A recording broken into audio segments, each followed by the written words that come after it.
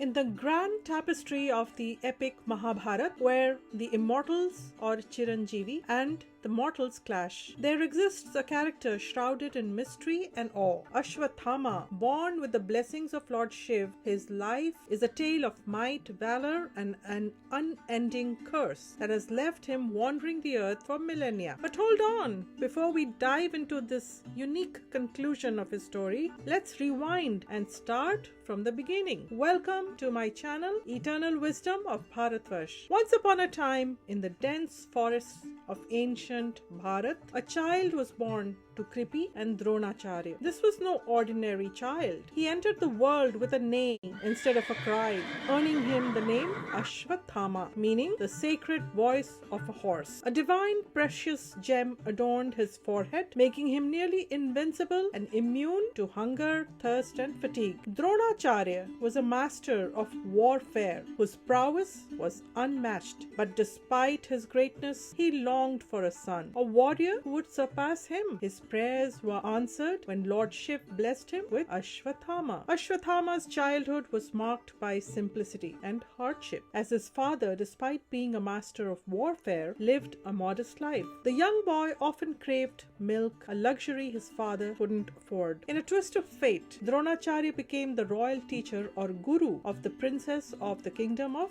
Hastinapur, and Ashwatthama trained alongside the Pandav and the Kaurav, forming a close bond with Duryodhan, who was the eldest Kaurav. Under the rigorous tutelage of Dronacharya, Ashwatthama grew into a formidable warrior. There was always something different about Ashwatthama, a simmering intensity, a thirst for battle that even the bravest feared. But let's not forget his quirks. For instance, despite being a fearsome warrior, he had an irrational fear of, guess what? Frogs! Yes, the indomitable Ashwatthama would freeze in his tracks at the sight of these little green creatures. Even legends have their bizarre weaknesses, I guess, right? As the epic battle of Kurukshetra unfolded, Ashwatthama sided with the Kaurav, driven by loyalty to his father and to Duryodhan, and the desire to prove his worth. However, the war raged on. He witnessed the fall of his numerous comrades. He also heard of the slaying of his beloved father by Drishtadumna, the brother of Draupadi and the commander of the Pandava army. He was fighting in another part of the battlefield at the time. This was a blow that turned his heart cold with vengeance. Eventually, the Kaurav army was defeated, and the mortally injured Duryodhan asked him to annihilate the Pandav, adding fuel to fire. On the fateful 18th night of the war, driven by rage and vengeance for his father's death, he unleashed terror upon the Pandav camp, killing Drishtadumna and many other renowned warriors while they slept. In a gruesome turn of events, he mistakenly killed the 5 sons of Draupadi, thinking them to be the Pandav themselves because they were sleeping. When he realized that the 5 Pandav were still alive and remained victorious, he decided to finish their line by killing the yet unborn heir who was growing in the womb of Uttara, the widow of Abhimanyu, who was the son of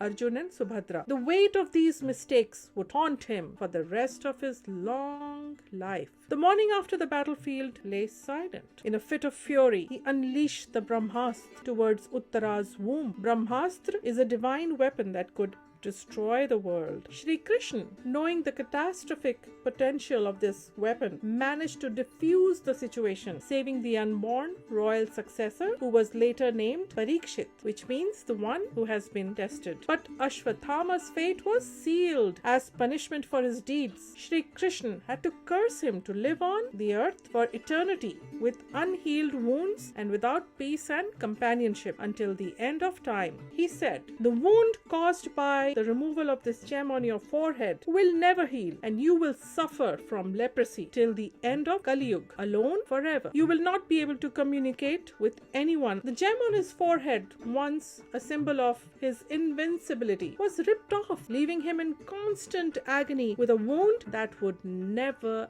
ever heal. But Ashwatthama, stubborn to his core, didn't just disappear into the shadows. No, he became the eternal lone wanderer, popping up here and there throughout history. Some say he was once seen by Prithviraj Chauhan. Others claim he visited a British officer during the colonial era. He traverses the Himalayas, according to some other popular sightings, and is said to offer his prayers at Shiv temples. This curse turned Ashwatthama into a restless soul, sauntering the earth, seeking redemption, yet never finding it. But his story doesn't end in despair. At the end of Kali Yuga, Ashwatthama is to meet Shri Kalki, the final avatar of Lord Vishnu. The idea of an immortal warrior still walking solo among us with a body full of open sores and ulcers adds a dash of mystery and suspense to the present day. Ashwatthama's story is a gripping saga of might, mistake, retribution, and an eternal, utterly lonely quest for peace for eons. His life, though filled with valor, is also a poignant reminder of the consequences of anger and revenge. His life, a blend of divine blessings and tragic choices, continues to intrigue